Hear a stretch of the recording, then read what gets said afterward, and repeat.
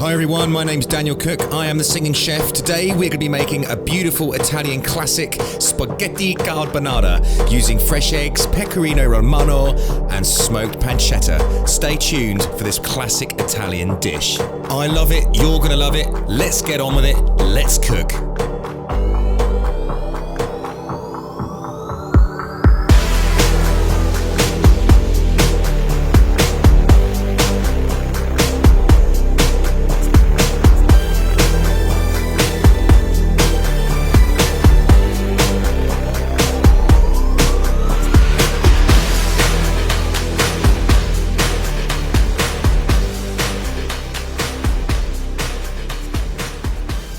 Right, just before we get cooking, we're going to run through some of the ingredients today. In fact, this is all of the ingredients you're going to need for this dish.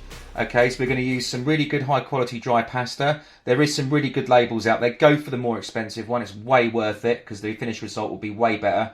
And the longer the pasta takes to cook, if you look on the back of the instructions, you're looking for sort of pasta that takes about 12 to 15 minutes. That is when you know you've got a really good high quality dry pasta.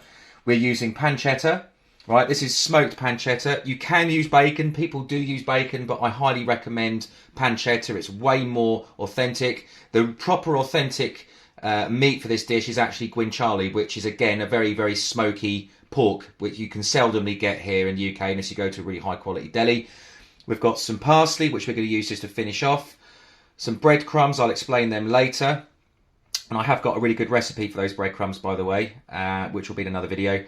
And we're using fresh cracked black pepper. Now this is really important and this is abundant in carbonara, okay? I'll explain that. We're using 4 fresh eggs today, okay? These are fresh organic eggs. You can use whatever eggs you like. Some people just use the yolks for carbonara, but I'm going to use the whole egg because I find it works better and it creates a creamier sauce. And lastly but not least, we've got some really good high quality pecorino romano cheese, which is the classic cheese for carbonara. You can use parmesan if you can't get pecorino. I'm using pecorino today because it is the one that they would use over in Italy. So let's get on with the next step. We're going to go over to our hob here. We're going to get our water on. I've got a pan of water here when my induction hob decides to work. We get that on the go. Now it's really important at this stage that we get some salt in our pasta water. Now I don't want you all saying, oh, you're putting loads of salt in there, oh that's really bad. Yeah, it is bad, but we're not eating that salt. That is only there to season the pasta. If you don't season your pasta water, it will taste like thin air. Alright, really important, get that on the go. You don't need to add any oil to your pasta water. Some people do it, it's not necessary. Get it up to a really good boil, get your pasta in. That is when you know your pasta's not going to stick. A lot of people make the bad mistake of putting their pasta in as the water's coming up to the boil. Never do that. Get it furiously boiling. As soon as that pasta hits that water, it's going to go zoom, straight down again, and then it will come back up to the boil slowly. Okay. Next step, we're going to get this pan on. This is where we're going to cook our pancetta. Now, we want a good hot pan for this. Make sure you've got plenty of space because pretty much this dish is a one-pot dish, apart from the fact you're cooking your pasta separately. But everything's going to happen in here. All right. So we're going to get our pancetta in, like that. No oil, you've got plenty of fat coming out of this in a moment or two. Just going to grab myself a wooden spoon. Excuse me.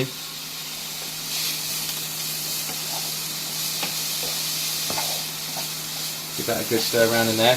Now, we don't need to add any salt to this dish, unless you want a little bit at the end, because bearing in mind this is a smoked meat, we don't need to be adding salt to this. This has got enough natural salt in it as it is. So we want to get a really, really nice little crisp and crunch, but not too crunchy. We want a little crisp on it. Okay, that can just be left alone. We're going to turn that down to about a medium heat. Over here, we're going to crack our eggs. Okay, this is a bit that can sometimes go a little bit skew with, even for us fairly intermediate chefs. I've been doing it a long time, but even I mess eggs up. And sometimes there will be a bit of shell that goes in. Luckily, we look like we're all right today. Right, so we've got our 4 eggs in there. We need to give those a little whisk up with a fork. All right, no need to be delicate with it. Get it in there. because this is going to be our sauce for the carbonara. I've got about half a cup of pecorino here. Okay, that all goes in. Again, get that really mixed in well. Work it into the egg mix.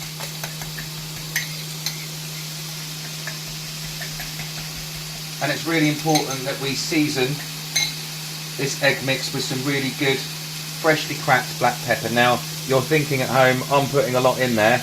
You need it. You need that heat. Okay? I'm happy with that. A good few generous pinches of freshly cracked black pepper goes in. Again, no salt. We don't need salt in there because we've got the pancetta. Okay, so you can see our water has now come to a really good, furious boil. It's on full whack. Now, I'm going to put my pasta in. Now, how I would recommend putting your pasta in, hover it over the pan, give it a twist, drop. Okay, that will then spiral out. Let that naturally go into the pan. All right, it's completely gone down as I said it would. Right, but give that another few seconds, and that will be back up to the boil again.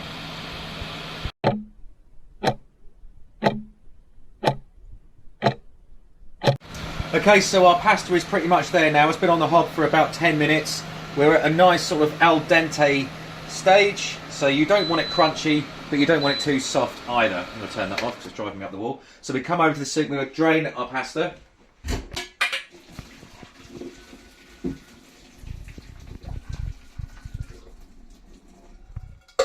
Now, it's important to keep a little bit of that pasta water back. You might need it, you might not. It depends if you want to loosen your sauce up a little bit. So our pan over here, there is no heat in this pan now at all, okay? We don't want any heat in that pan because I'll explain why. So we're going to take our pasta, that goes in our pan. No mucking about. This bit does need a little bit more concentration. Get that pasta moving, get that pancetta mixed in with your pasta, okay? There's no heat in this pan at all. At the moment, it's too hot to add our egg mix. If we put our egg mix in there now, you're going to end up with scrambled egg, all right? We don't want that. Just keep tossing it about. Release some of that really intense heat from that pasta. Okay.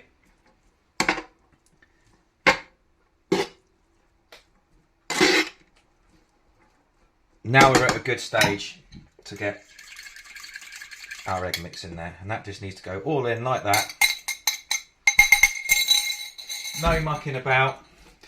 And you want to just give that a good mix in. As you can see, lovely creamy sauce. See, you don't need to add cream. This is what Brits do wrong. I understand why the restaurants do it. You've got pasta sitting underneath hot lights and it's going to go sticky. So I absolutely understand why they use it in the restaurants, okay? But pasta, in normal situations, will not wait for anyone, okay? Now it's important at this stage to get this served, okay? We're nicely mixed up, okay? So we're going to come over to our plates. There's enough here for good 3 or 4 people, by the way. Every single measurement today will be in the description box below the video. Now, depending on how hungry you and your guests are, I'm doing this for 2 people today, but it's nice to have a little bit left over. If you want a few seconds, we all do normally, get plenty of that pancetta in there. Beautiful. And I like to serve it in little pasta bowls like that. Now, I like to finish this with some breadcrumbs. Now, typically the Italians would make a breadcrumb. Now, this is actually called pancetta, and they'll use this as a garnish on a lot of their pasta dishes in regions where they couldn't afford parmesan. Now, I'm just going to finish off with some nice breadcrumbs like that. There is a recipe for these breadcrumbs in a separate video. Well worth having a little jar of these made up in advance on your shelf because they're really useful. And I do like to finish off a little bit with parsley, just to pimp it up a little bit.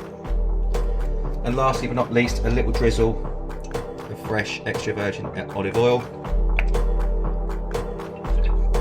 And if you want to serve a little bit of extra shaved pecorino cheese, parmesan over the top, absolutely you can. Don't forget, if you've liked this video, make sure you hit the subscribe button, hit the notification bell so you don't miss any more of my upcoming videos. You've been watching The Singing Chef. We'll see you next time.